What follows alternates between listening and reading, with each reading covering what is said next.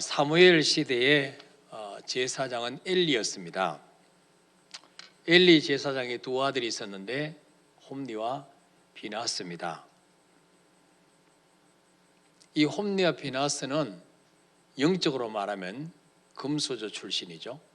아버지가 제사장이니까 자동적으로 제사장직을 이어받는 사람들입니다.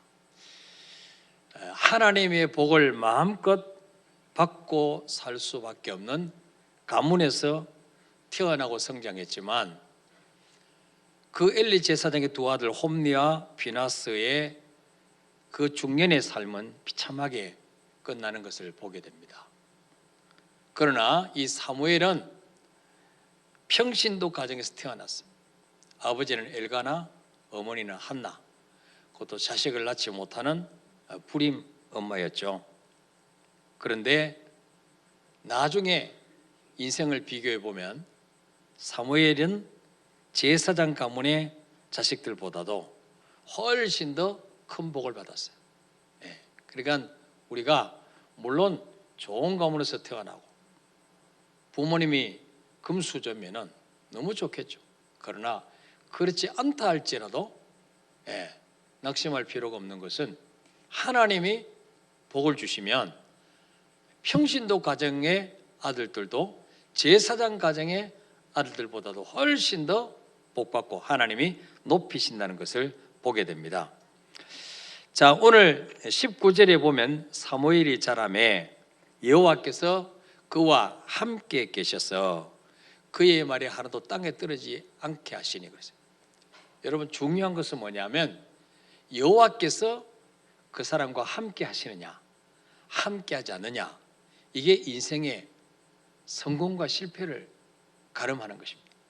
아무리 똑똑하고 날고 기는 제조가 있어도 여호와께서 함께하지 아니하시면 결국은 실패합니다.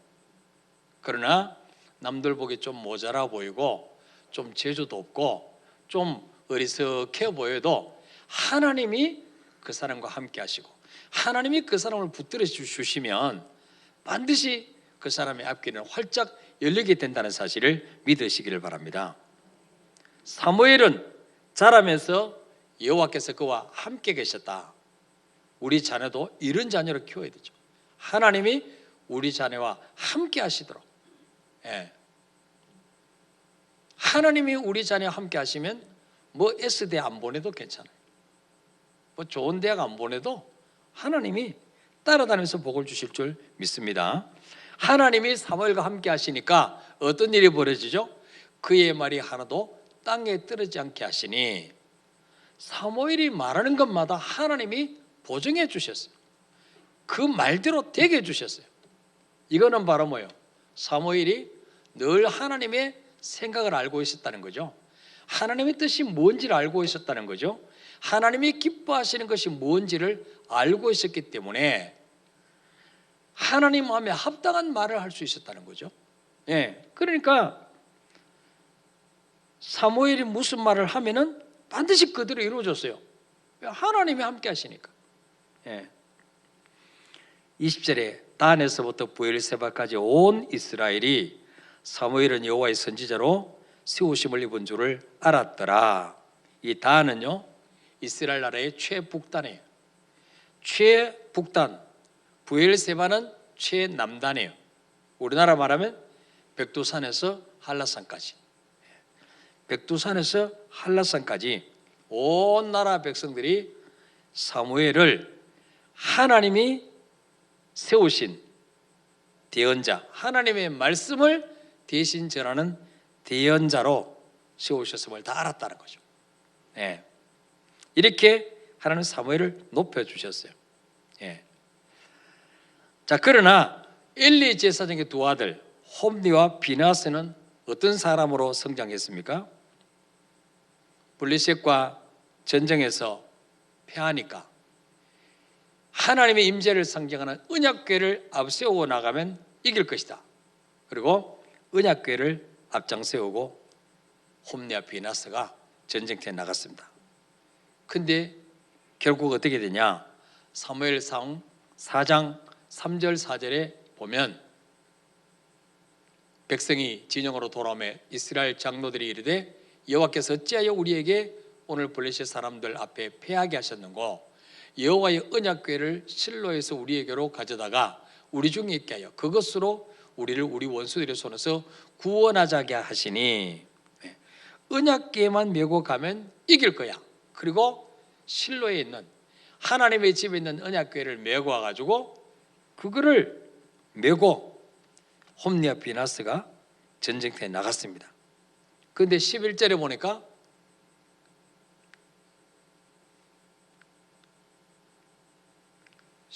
보니까 하나님의 궤는 빼앗겼고 엘리의 두 아들 홈리와 비나스는 죽임을 당하였더라.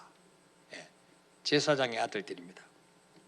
비참하게 전쟁터에 나가서 죽임을 당하죠. 엘리 제사장은 성전 문 앞에 의자에 앉아서 전쟁의 소식을 기다리다가 전령에 달려와서 제사장님, 언약궤는 빼앗겼습니다. 그리고 두 아들은 죽었습니다. 그 보고를 듣는 순간에 충격을 받았어. 18절에 보니까 하나님의 궤를 말할 때 엘리가 자기 의자에서 뒤로 넘어져 문 곁에서 목이 부러져 죽으니 나이가 많고 비대한 까닭이라. 그가 이스라엘의 사사가 된 지 40년이었더라. 아들만 망한 게 아니고 엘리까지 뒤로 넘어져서 목이 부러져서 비참하게 죽습니다. 19절부터 보면은 이 소식을 엘리 제사장의 며느리 비나스의 아내가 임신을 했는데 아기 낳을 때가 가까워왔는데 하나님의 궤를 뺏긴 것과 그의 시아버지와 남편이 죽은 소식을 듣고 갑자기 배가 아파서 몸을 구부려서 해산을 했는데 20절에 죽어갈 때 곁에 서 있던 여인들이 그에게 이르되 두려워하지 말라. 네가 아들을 낳았다. 축하한다. 아들을 낳았다. 그럴 때 뭡니까? 그가 대답하지도 아니하며 관념하지도 아니하고 이르기를 영광이 이스라엘에서 떠났다고 아이 이름을 이가봇이라 하였으니 하나님의 궤가 빼앗겼고 그의 시아버지와 남편이 죽었기 때문이며 이 비나스의 아내는 아이를 낳으면서 죽습니다. 그러니까 가문이 그냥 비참하게 엘리 제사장의 일가족이 비참하게 다 죽습니다. 그러면서 그 며느리가 죽을 때 뭐라 그럽니까? 이가봇 하나님의 영광이 이제는 우리 가문에서 떠났다. 그렇게 고백하고 죽습니다. 사무엘과 홈리와 비나스의 인생은 너무나 대조적이죠. 목회자 집안의 아들인 홈리와 비나스와 평신도 집안에서 태어난 사무엘과 그의 인생 중반과 이 종말은 너무나 대조적입니다. 제사장의 아들이었던 홈리와 비나스는 비참하게 가문이 무너지고 평신도 가정의 아들은 한나의 아들 사무엘은 하나님의 말씀을 대언하는 이스라엘의 지도자가 되었습니다. 자, 어떻게 이렇게 되었느냐? 동시대 사람인데 이 사무엘이 엘리 제사장 때 그 성전에서 배운 사람 아닙니까? 그런데 어떻게 사무엘이 더 위대하게 되냐? 이유가 뭘까? 첫째로 홈리와 비나스는 하나님을 알지 못했다. 그렇게 말씀하고 있어요. 자, 사무엘상 2장 12절 읽어볼까요? 시작. 엘리의 아들들은 행실이 나빠 여호와를 알지 못하더라. 아멘.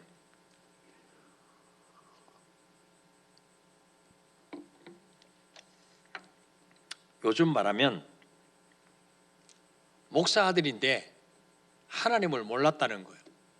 예수님에 대해서 몰랐다는 거예요.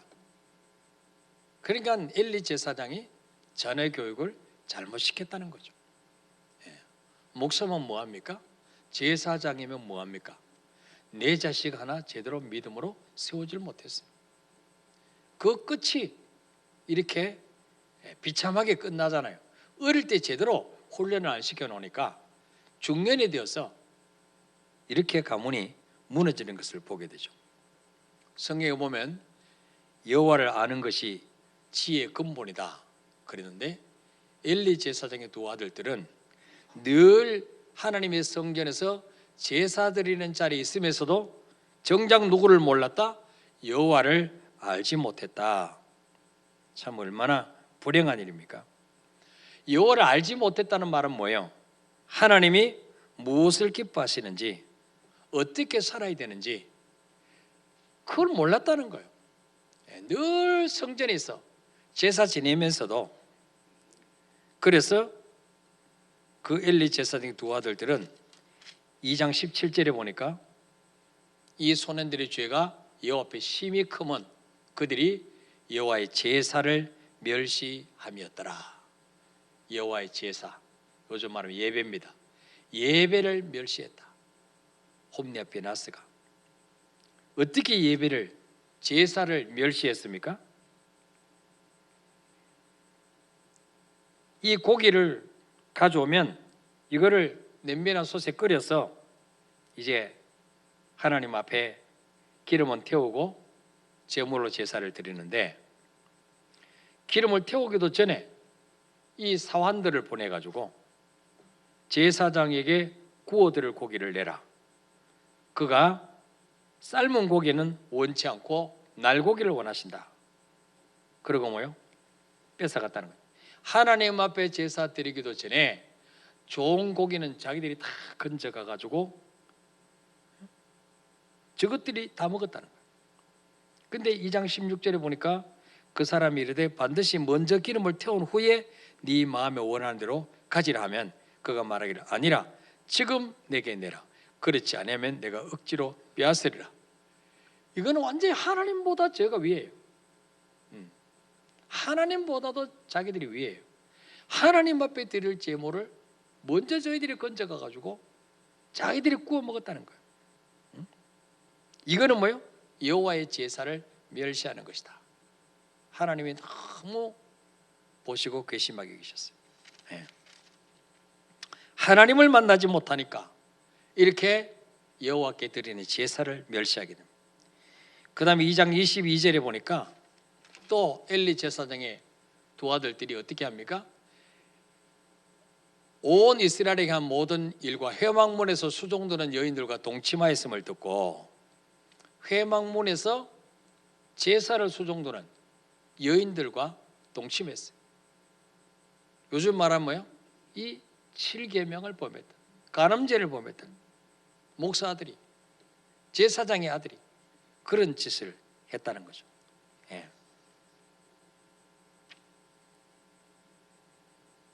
그런데 그 아버지 엘리는 이 말을 듣고 어떻게 합니까? 여러분 같으면 어떻게 해야 되겠어요? 여러분 자녀들이 지금 빗나가가지고 하나님이 진노받을 짓만 하고 하나님에게 드리는 예배를 멸시하고 하나님을 제대로 알지 못하고 벌받을 짓만, 죽을 짓만 할 때 여러분 어떻게 해야 되겠습니까? 23절부터 보면 엘리 제사장이 아들을 불러서 그럽니다. 너희가 어찌하여 이런 일을 하느냐? 내가 너희의 악행을 이 모든 백성에게 듣노라. 이미 소문이 다 나가지고 백성들의 그 소문을 통해서 엘리 제사장이 들은 거예요. 그 자식들의 그 망나니 짓을 하는 그 모습을. 그러면서 24절에 내 아들들아 그리하지 말라. 내게 들리는 소문이 좋지 아니하니라. 너희가 여호와의 백성으로 범죄하게 하는도다. 내 아들들아 그러지 마라. 어떻게 보면 엄청 인격적으로 보이죠? 근데 이 아버지 엘리가 좀 물렁했어요. 자식이 다 물렁했어요.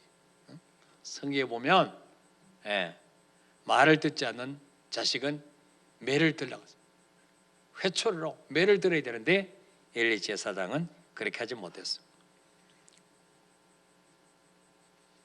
자, 25절에 보니까 사람이 사람에게 범죄하면 하나님이 심판하시리니와 만일 사람이 여호와께 범죄하면 누가 그를 위하여 간구하겠느냐 하되 그들이 자기 아버지의 말을 듣지 아니하였으니 이는 여호와께서 그들을 죽이기로 뜻하셨습니다. 참 무서운 말이에요. 이 자식들이 어릴 때부터 제대로 교육을 시키지 않으면 부모님 말을 우습게 합니다. 응? 아버지 말 안 들었어요. 성경은 이는 여호와께서 그들을 죽이기로 이미 작정하셨다. 그러니까 저주받을 짓만 하도록 지금 하나님이 그야말로 버려두신 거예요. 신학적인 용어로 유기라고 그래요. 유기. 내버려 두는 거예요. 이뻐서 놔두는 게 아니야. 곧 죽일 거니까 그냥 내버려 두는 거죠. 예.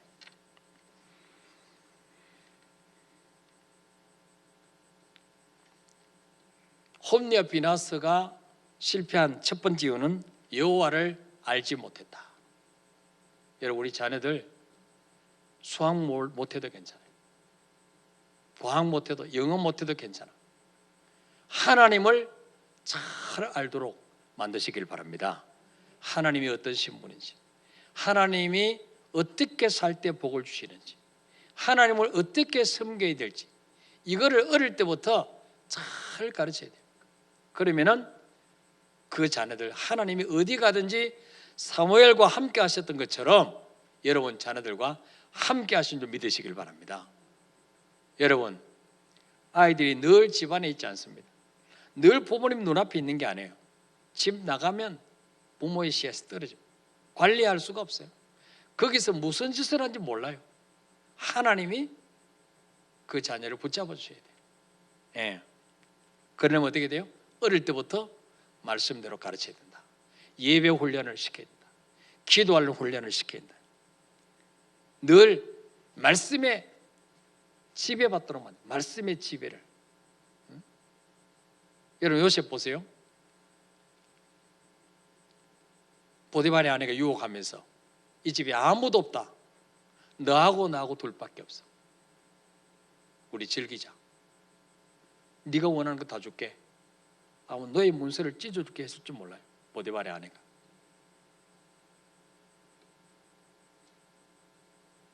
외제차 하나 뽑아줄게. 그런 줄 몰라요. 분당 아파트 하나 사줄게. 그랬을 줄 몰라요. 근데 요셉이 뭐라 그랬습니까? 응? 이 집에는 사람이 볼 때는 당신하고 나하고 둘밖에 없지만 하나님이 지금 보고 계십니다. 내가 여호와 앞에서 어찌 득지하리요? 죄를 범하리요? 그 요셉은요, 늘 눈에 보이지는 하나님을 늘 의식하며 살았다는 거예요. 눈에 보이지는 않는 하나님을 의식하며 살았다. 그러면 죄 지을 수가 없죠. 우리 자녀들 이렇게만 키워놓으면요, 성공하는 거예요. 어디 가도 쓰임 받는 거예요. 예. 사무엘이 그랬다는 거죠. 예. 자, 그리고 하나님께 예배드리는 것을 가장 소중히 여겨야 됩니다. 이 사무엘은요, 한나가 자식을 낳지 못할 때 금식하며 기도 응답이 안 되니까 서원 기도를 하죠. 하나님, 만일 저에게 아들을 주시면 그 머리에 삭도를 대지 아니하고 평생을 하나님께 드리는 나실인으로 드리겠습니다. 약속했습니다. 그 하나님이 한나의 기도를 들으시고 자식을 낳지 못하는 한나에게 아들을 주셨어요. 그 아들이 사무엘입니다. 사무엘. 예. 근데 한나는요, 그 사무엘을 얻고 난 이후에 보통 대부분의 사람들이 화장실 갈 때고 올 때고 다르잖아요. 응? 참, 기도할 때는 하나님, 이것만 해주시면 제가 이렇게 살겠습니다. 이것만 내 기도 들어주시면 내가 이렇게 하겠습니다. 온갖 감언이설로 하나님을 깨놓고 응답되고 나면 뭐예요?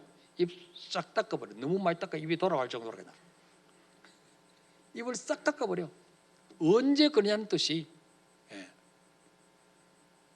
근데 한나가요,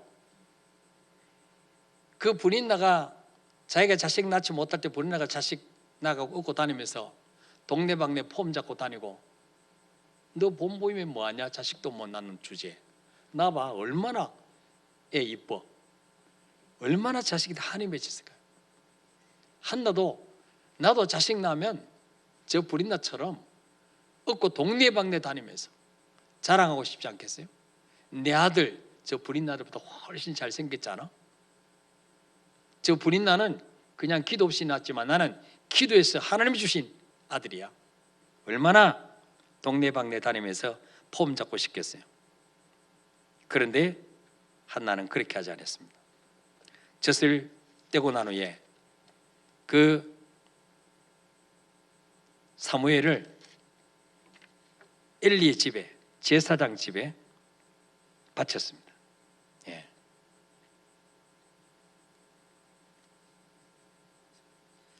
이렇게 약속을 지켰습니다. 한나는. 그래서 이 사무엘은 어릴 때부터 성전에서 이 제사를 배웠죠. 예. 그럴 때 하나님이 사무엘상 2장 26절에 보니까 아이 사무엘이 점점 자라매 여호와와 사람들에게 은총을 더욱 받더라. 하나님이 그 사무엘이 자랄수록 하나님께 사랑을 받고 사람들에게 은총받는 그런 사람으로 키워주시는 거죠. 예. 엘리 제사장의 두 아들은 제사를 멸시했다. 하나님의 제사를 멸시했는데 하나님께 드리는 예배를 우습게 여겼는데 사무엘은 정반대죠. 그러니까 하나님이 사무엘을 복을 주시는 거예요. 마지막으로 이 한나는 가족보다 하나님을 더 사랑했어요. 그래서 금식 기도로 얻은 아들을 젖을 떼자마자 하나님께 드렸습니다.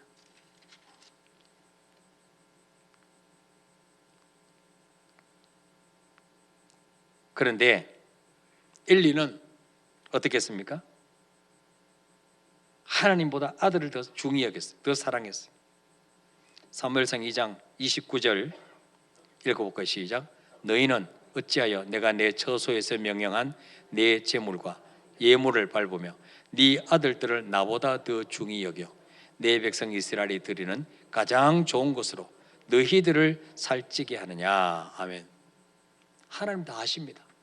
하나님이 우리가 자식보다 하나님 더 사랑하는지, 자식을 더 사랑하는지 하나님 다 아십니다. 보고 계십니다. 하나님이 엘리에게 말씀했어요.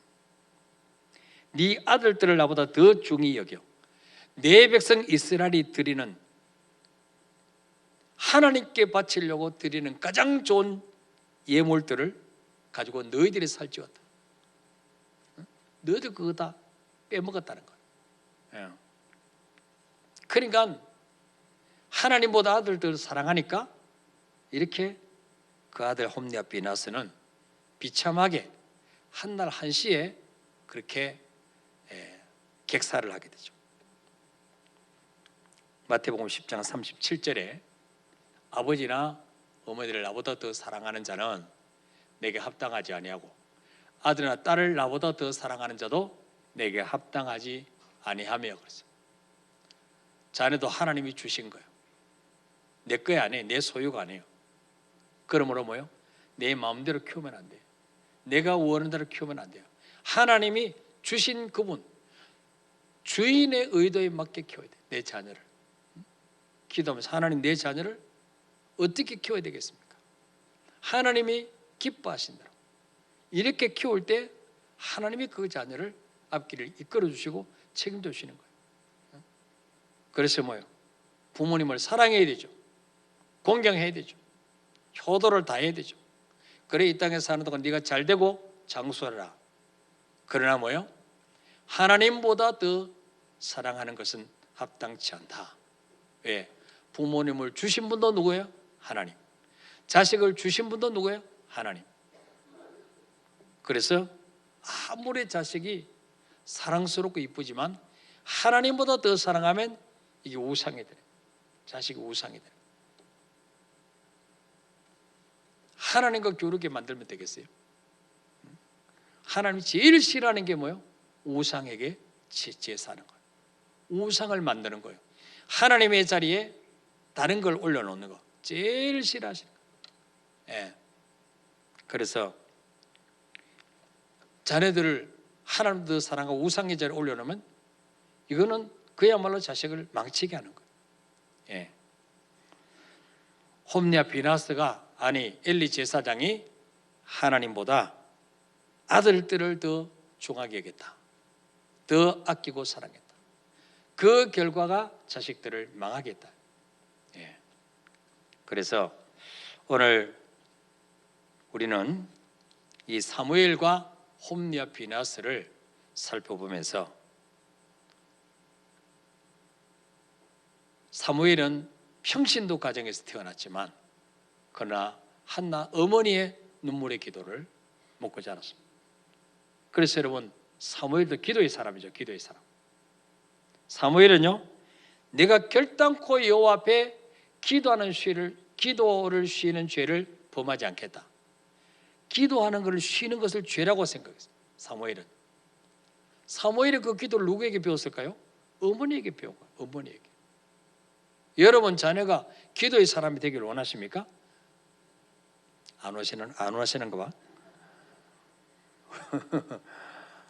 축복 받으세요 하면 아멘 큰 소리 할 텐데, 백배옥을 받으시기 바랍니다 아멘 할 텐데, 기도의 사람이 되기를 원하십니까? 그러니까 별로 신통치 않게 그냥. 그러면 어떻게 돼요? 부모님들이 가정에서 늘 기도하는 거 보여주셔야 돼요. 자녀들에게.